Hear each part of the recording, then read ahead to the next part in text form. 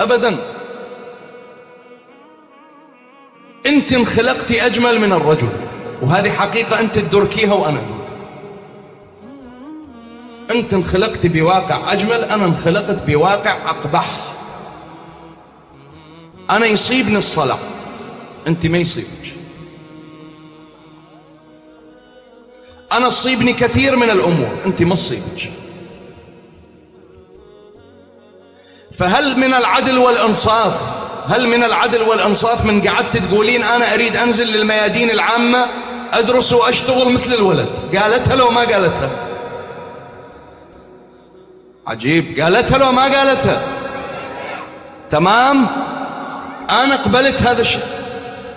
أنا قلت المرأة هم نصف المجتمع، وأهلا وسهلا ومرحبا وتبا للعنصرية الذكورية. أنا رافض العنصرية الذكورية، هلا بيك، تعالي درسي وتعلمي واعملي وياي، بس مو صحيح تتبرجين وتجين تعملين وياي.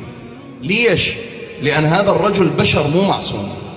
يعني أنت بالأصل عندك نسبة جمال أزيد منه، وتجين متبرجة تزيدين هذا الجمال وتركزيه وتوضحيه. أريد أسألك سؤال بينك وبين الله، هذا الرجل راح ينشده لو ما راح ينشده؟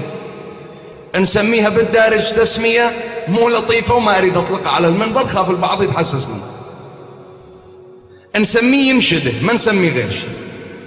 ينشده لو ما ينشده، يفك حلقة لو ما يفك حلقة، يعوف شغله لو ما يعوف شغله، يعوف دراسته لو ما يعوف دراسته، بشرفك وانت شريفة.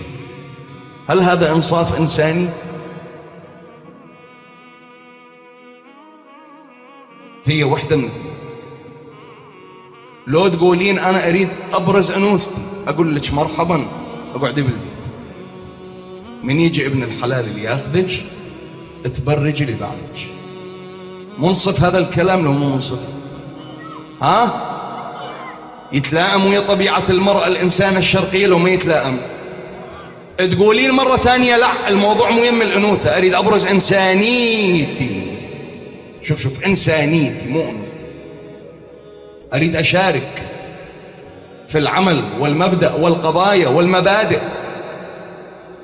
أقول لك مرحبا وأهلا وعلى العين والرأس، لكن ترك التبرج حتى نقدر نشتغل، حتى نقدر ندرس بالجامعة، حتى نقدر ندرس بالكلية.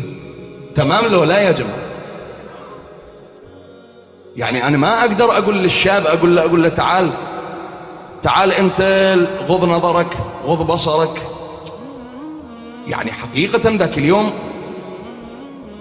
ما أعرف وين رحت يا محفل، فتفاجأت بمستوى التبرج الأنثوي. ليش؟ شنو داعي لإبراز كل هاي الأنوثة؟ على شنو؟ أبرز إنسانيتي بنتي. إبراز الإنسانية أجمل من إبراز الأنوثة. إبراز الأنوثة للي يستاهلها. منو اللي يستاهلها؟ اللي يمهر واللي يتقدم واللي يعزك واللي يكرمك.